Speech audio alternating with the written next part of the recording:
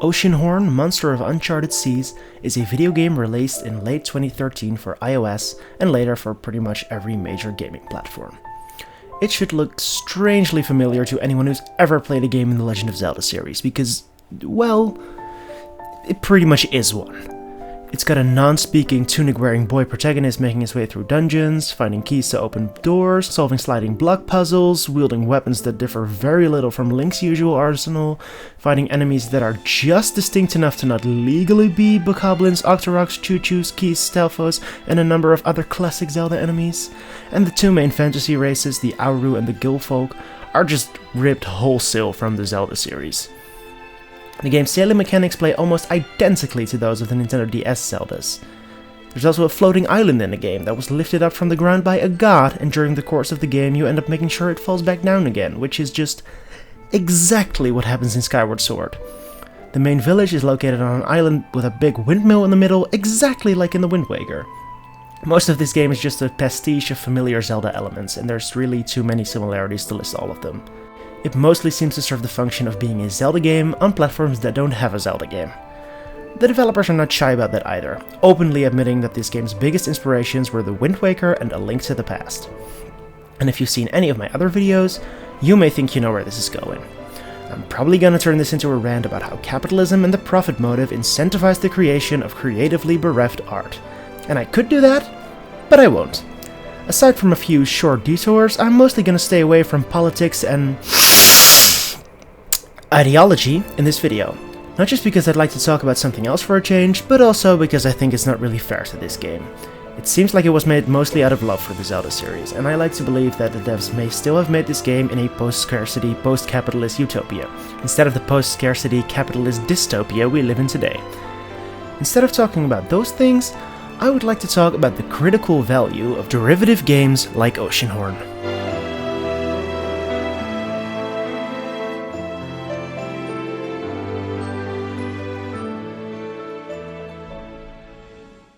It may seem like a bit of a weird statement to say that a piece of media like this has any critical value at all, given that the main thing it does is uncritically copying most of the elements of another piece of media.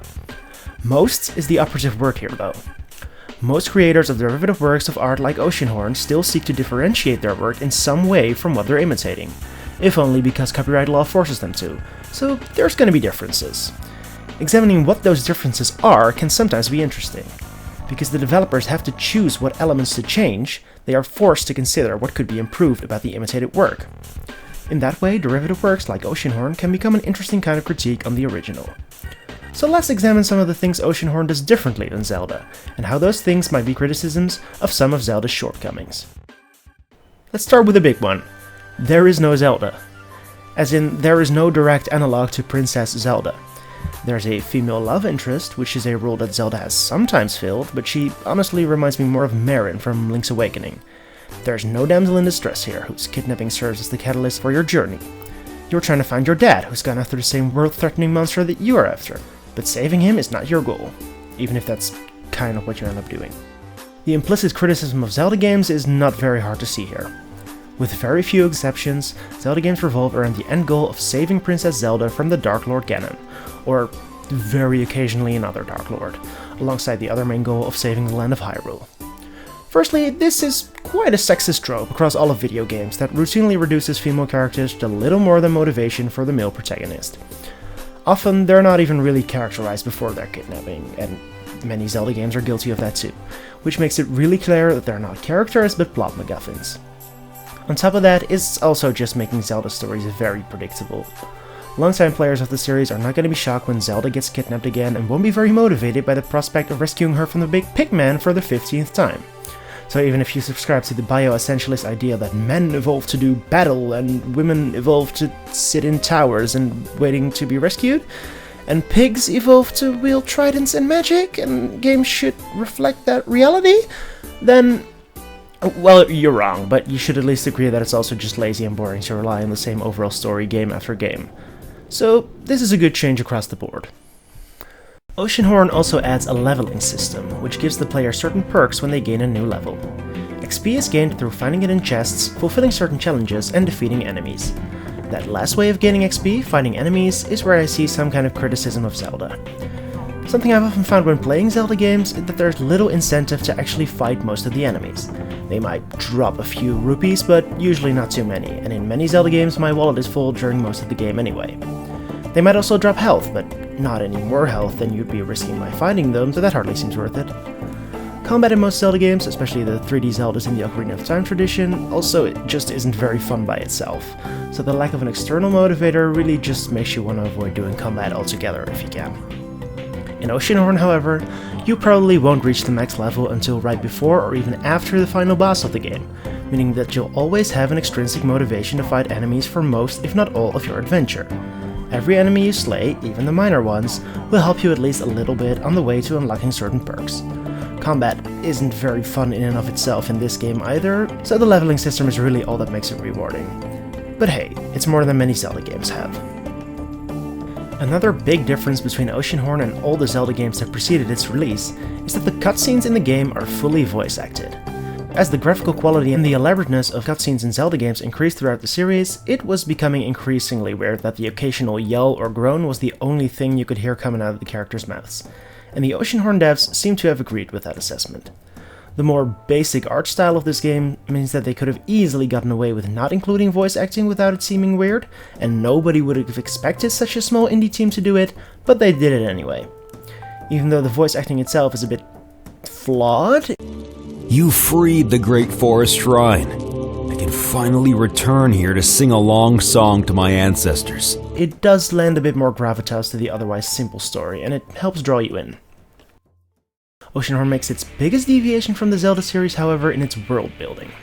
Up until this game's release, which again was in 2013, the Zelda series had always taken place in a pretty traditional fantasy world, with a story that followed a pretty traditional fantasy setup. A magical land filled with fantasy races has to be rescued from an evil Dark Lord, and the beautiful magical princess has to be saved from his clutches. I suspect the Oceanhorn developers might have thought this was getting a bit stale, because their world deviates quite a bit from the Kingdom of Hyrule. Oceanhorn is not so much set in a magical kingdom as it is in the ruins of one. The Kingdom of Arcadia was destroyed a long time ago, and nothing but a smattering of small islands remain.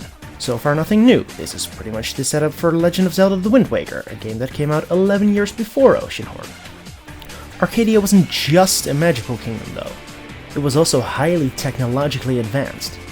Because of that, you won't just be fighting the usual Zelda enemies in Oceanhorn, but also steampunky automatons from the world that came before. The downfall of Arcadia came at the hands of the Living Fortresses, giant machines that were built using a combination of magic and technology.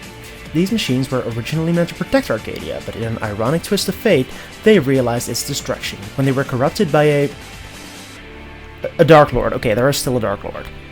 At time of release, again, 2013, this was a pretty fun twist on what audiences would probably expect of a Zelda clone, and it was, in my opinion, the biggest advantage this game had over the Zelda series. And if you are at all familiar with the Zelda series, I know what you're thinking right now. You're thinking that a lot of this sounds an awful lot like Breath of the Wild, the first Zelda game to be released after Oceanhorn. It's certainly true that when they decided at Nintendo that the Zelda series needed a revamp, they seem to have come to many of the same conclusions that the Oceanhorn team did. The biggest similarity is that both games added some kind of ancient technology to the usual fantasy setup. Breath of the Wild, like Oceanhorn, has you fighting gigantic robot enemies that were meant to protect a now fallen kingdom, which are magically possessed by a dark entity. Breath of the Wild also has fully voice-acted cutscenes, a first for the series. Here too, it is a fine addition that draws you more into the story, but here too it's hampered somewhat by poor execution.